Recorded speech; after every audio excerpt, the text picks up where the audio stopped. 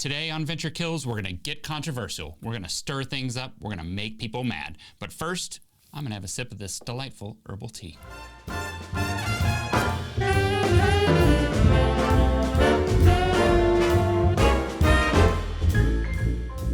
One of the things that companies love to talk about is how their company is transparent. In fact, it feels like I'm hearing about transparency as one of the most commonly adopted values in startups these days. I'm here to tell you that transparency sucks. Okay, maybe that's too broad of a statement. Let me put a finer point on it. 2 episodes ago, I talked about value systems and how value systems help you accomplish 2 things. 1, they help you go faster, and 2, they help you make better decisions. And transparency? It does neither of those. In fact, in some cases, it has the opposite effect. For that reason, I really discourage founders from adopting transparency as one of their company values. Like a lot of things, transparency sounds good on the surface. That word certainly has positive associations with it in most cases.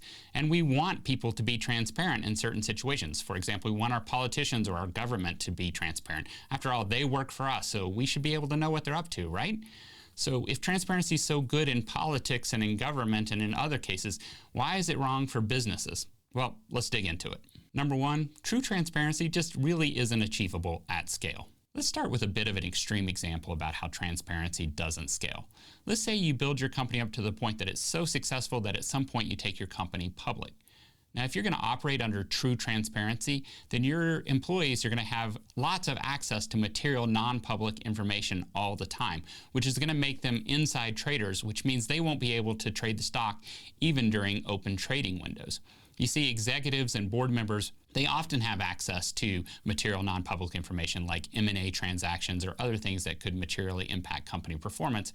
So they don't have the flexibility of just trading the stock during open trading windows. They have to set a schedule, quarters, sometimes years in advance, that says, I'm going to sell this much stock on this type of interval. That doesn't work for most employees. They want the flexibility and benefits of working for a publicly traded company where they can sell their stock during these open trading windows. So in this case, true transparency is taking away one of the major benefits for your team of working for a publicly traded company. Now, sometimes you hear CEOs of publicly traded companies talk about how their company operates with transparency, and I have to chuckle because it is total BS. Okay, as I said, that's a bit of an extreme example, so let's look at something that could happen much sooner in your company's life cycle. Let's say you got a tip at some point that one of your key company executives might be stealing from the company. Now, this is a big deal because this person's really important. They're well respected by the team. And if it turns out to be true, then it's going to be a big distraction while you let this person go and you hire their replacement. So if you're going to be transparent, though, this is a big deal. You got to share it with your company, right? You might say, there's no way I'm going to share just a rumor with my company. I'm not going to really be transparent until I know if it's true or not. So now you're going to spend a bunch of time investigating it, which means you, the CEO, arguably the most important person in the company, or certainly the highest level person in the company, are spending material time actively concealing an investigation, and you're doing it for a good reason, right? You're being thoughtful. You're being smart. You don't want to risk somebody's reputation over a false rumor. You're doing lots of good things, but what you're not doing is being transparent, because transparency actually doesn't work if you want to be thoughtful and you want to be smart.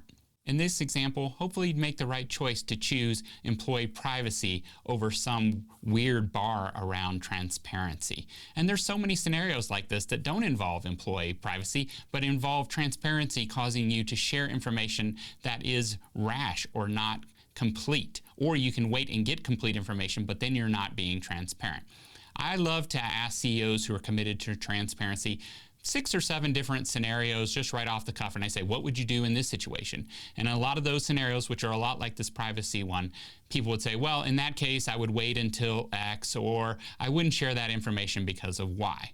Well, you know what? That's not being transparent. That's being selectively transparent. And you know what I call being selectively transparent? I call it murky. So congratulations, you're building your company on a value system of murkiness. Still not convinced? Still think you can build your company on a platform of true transparency? Well, then let's talk about point number 2. Transparency is a giant distraction that's just going to slow you down. Now, my last video was about leadership, and I talked about how great leaders figure out how to get the most out of every person on their team by empowering them. They help them to make better decisions. They give them the tools and the data they need to do their jobs. But there's something else I didn't talk about. The best leaders take those empowered teams and then they focus them. They focus them on a very specific set of goals or objectives. As your company grows, you're going to be doing more and more activities across more employees, across more teams, maybe across other cities or other countries. And so if you want your team to be focused, they're not focused on everything that every employee is doing across the world. They're focused on what they need to do their job. But if you're constantly bombarding them with information around, look what's happening over here, we want to be transparent, look at what this person's doing, we want to be transparent, you're not helping them focus. You're constantly putting up things in front of them that will distract them. All right, let's take a simple example where transparency can cause a distraction instead of focus. So let's say that randomly one of your board members introduces you to a VP of sales candidate that just became available. Now, you're not actively looking for a VP of sales. That's not a position that you plan to hire for at least another year. And you really like your current director of sales. She's doing fantastic, and you kind of think she's going to be your new VP of sales if she continues to progress. But you meet this other person, and they're really amazing. They bring a lot to the table, a lot of experience that your director doesn't have. Now, if you want to be thoughtful, what you do is you take the time to really get to know this person, figure out what they want, figure out what gaps they fill for you. You wouldn't be transparent and go tell your director, hey, you know, I was thinking about promoting you in a year, but now I've met this other person who I've spent one meeting with and they seem great, and now I'm thinking I might have them be the VP of sales instead of you. None of this was on your director's radar. And suddenly, you know what she's not doing? She's not thinking about sales. She's thinking about, am I going to get this promotion? I didn't even know I was up for a promotion. Or is it going to go to this other person who I don't even know? And what skills does this person have that I don't have? You see, you're sacrificing being thoughtful with this weird bar around the most important thing is to be transparent. And transparency is rarely the most important thing. It's often just a big distraction. Let me ask you this. Have you ever met someone in your world who shares everything they're thinking? I've met a few people like that in my life, and I can tell you this. They are annoying as hell. You're constantly like, wait, what? Where did that come from? Well, that's the risk you run operating under transparency as a company. You see, as a leader, if you share information with your employees, they're going to assume it's important because you're the leader and you're telling them this information. So they're going to say, okay, I better stop doing what I'm doing and focus on that because you're telling me this, it must be important. You see what you're doing? You're not helping your team focus. You're just distracting them. Give them the information they need to do their jobs. Don't give them every piece of information that you have access to. All right, so I've given you some hypothetical examples. Let me give you a real-world example from my past when I was the CEO of GNIP. Now, GNIP ultimately sold to Twitter, and that process from when Twitter first approached us about buying the company until we actually completed the transaction was about 6 months. And during that 6-month period, I kept the people that were involved from GNIP's side in the conversations to an absolute minimum, just a handful of people. Now, why did I do that? 2 reasons. First of all, I knew that Twitter was carefully monitoring our performance. Every month during these conversations, they were asking us for a forecast, and at the end of that month, they would ask us to see the results. And I knew if at any point our performance started to slip, they were going to reduce the price they were going to give us for the company, which was going to hurt every employee because all of our employees were shareholders. The best thing we could do was continue to execute. And fortunately for us, we didn't just meet the numbers, we beat them. So that meant we were driving towards the best possible outcome. The second reason I limited the information and kept the circle of people involved in the transaction very small is because I viewed the possibility of this transaction reaching completion to be very small. See, I'd been approached a bunch in the past by other people that had said they might want to buy the company, and those went nowhere. And statistically, that happens all the time. You get approached, you have conversations, they disappear. So I was operating on the mindset that this was a low probability of actually reaching completion.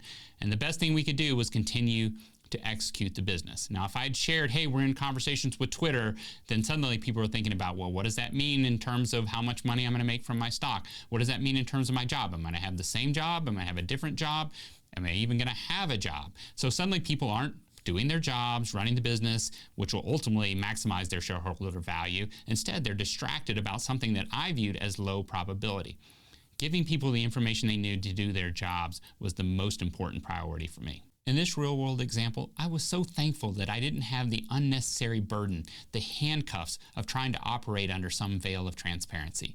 Instead, I let the team continue to focus and do their jobs, and I did my job in terms of getting the transaction closed, and ultimately we were able to maximize shareholder value.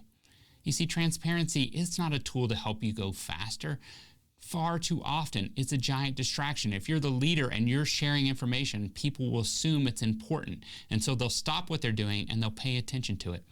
Be thoughtful instead. Think about what information you can share that will help people do their jobs, and then give them that information. So if transparency is so bad, why do so many founders and CEOs adopt it as a company value? Well, when I press these leaders on it, why are they so committed to it? They almost always say the same thing. Transparency builds trust. Now, my whole last video was about building trust, and I talked about empowering people to make decisions, giving them the tools and data they need to do their jobs. Not once did I mention transparency. But you know what else builds trust? Being thoughtful and being consistent. And transparency leads to neither of those. On the thoughtfulness front, you're not being thoughtful about what information you share and when you share it. You're just being lazy. You're sharing everything. You're constantly distracting your team instead of being thoughtful about what information they need and when they need it to be successful. And then on the consistency front, we spent a bunch of time talking about the fact that it's not possible to be consistently transparent. You're going to end up being inconsistent because you'll be selectively transparent, and a lack of consistency erodes trust. Finally, when I really press leaders on what they mean by transparency, they describe something that isn't transparency, it's honesty. And let's be clear, you can be honest without being transparent. Let's take my GNIP example. People certainly recognized that I was spending a bunch of time and they didn't know what I was working on. And when people approached me and said, hey, it seems like you're really busy on something, what are you working on? I could say things like, hey, I'm working on something, low probability of success on this outcome, so I'm not really ready to talk about it. I was honest, but not transparent, and there's a big difference. So before you set transparency as one of your company values, I want you to pause and ask yourself, what am I really trying to accomplish by being transparent? If the answer is trust or anything else, then I suggest you reach for a different tool in your toolbox, because transparency is not the answer.